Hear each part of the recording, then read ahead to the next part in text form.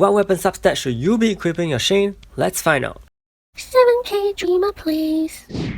Hi guys, welcome back to my channel. Hopefully this video isn't too late, but we are finally going to tackle the big question of what weapon substat should my Shane use. Why do we need to care about this? Because Shane is your most important DPS right now and you need her to be clearing your raids and guild dungeon floors.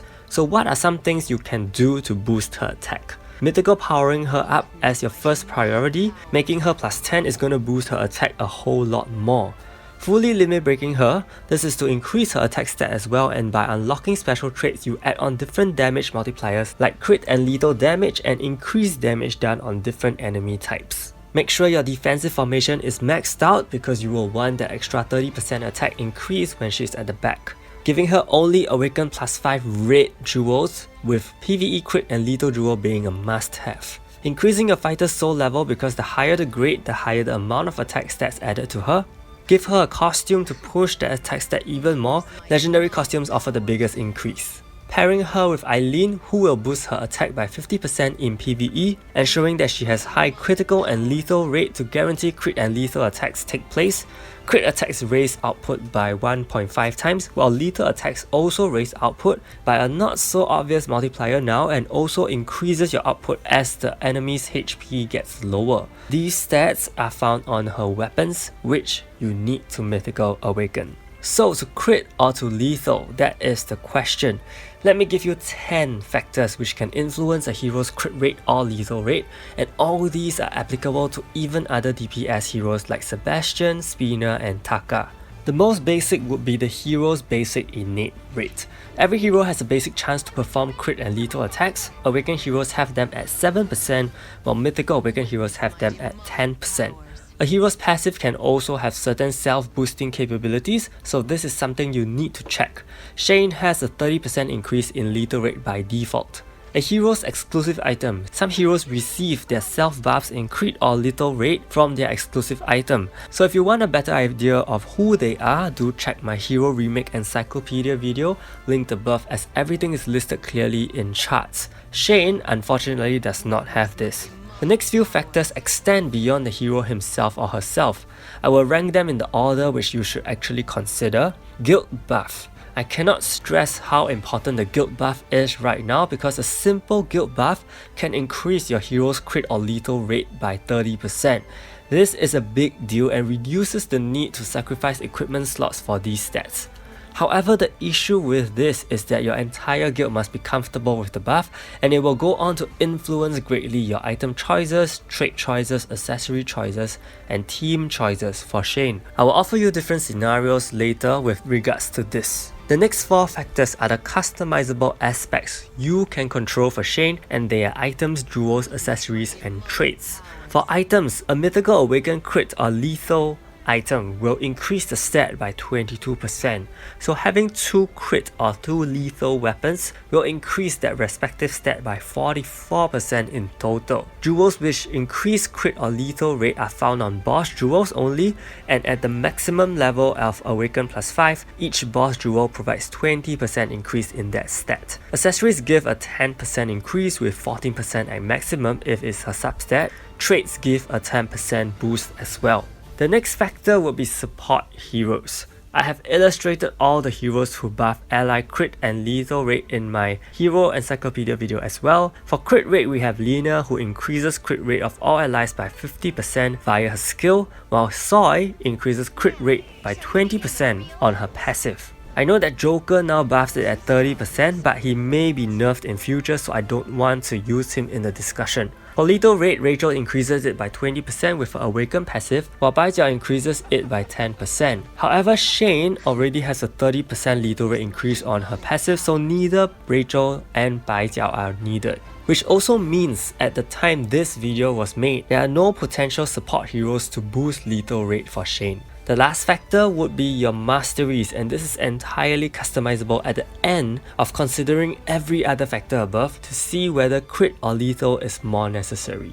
So let us evaluate some situations which you may encounter, and I will present everything in the table here. So by default, we will have Shane's bases at 10% and her lethal rate 30% in her passive.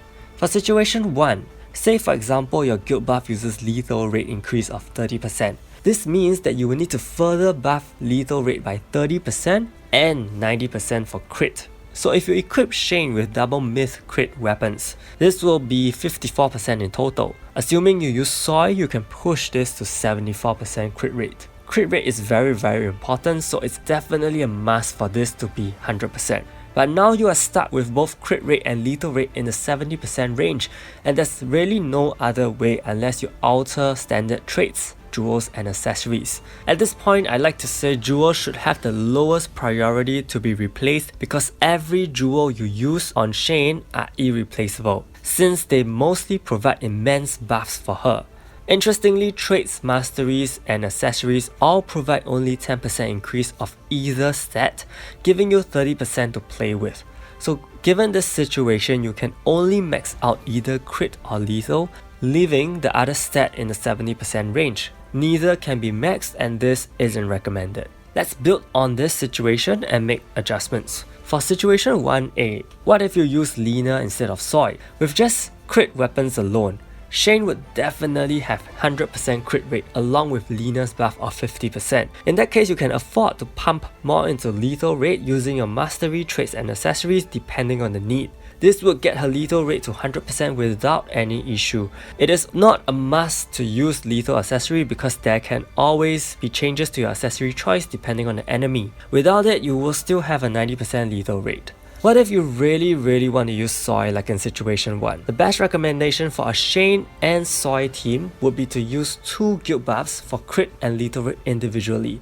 So for situation 1B, if your guild uses both of these, then Shane's crit and lethal rate would already be 60% and 70% respectively. In this case, you could still give her double crit weapons, or you could give her 1 crit and 1 lethal instead. And if you do the latter, you can achieve a crit and lethal percent like this. The 3-10% figures for traits, accessories and masteries are entirely up to your preference to mix around as long as both crit and lethal add up to 100%. What if your guild buff is crit rate instead?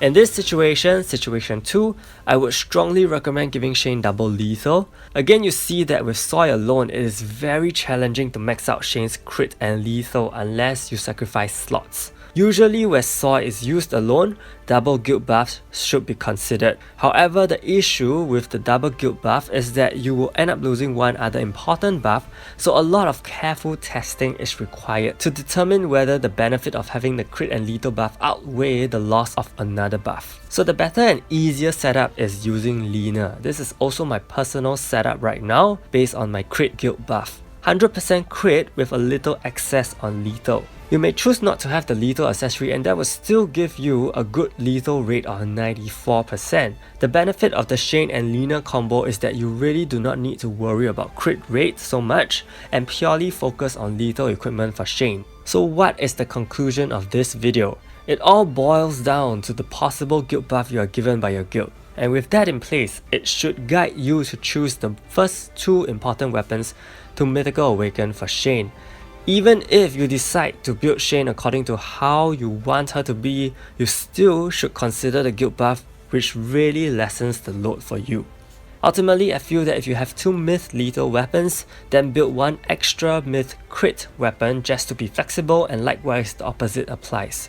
It is all about mixing and matching of numbers now after the big reboot. Hopefully with this video you guys have a better idea of what factors to look at when deciding what substats to equip Shane, and this is also applicable to other DPSs like Taka and Spinner.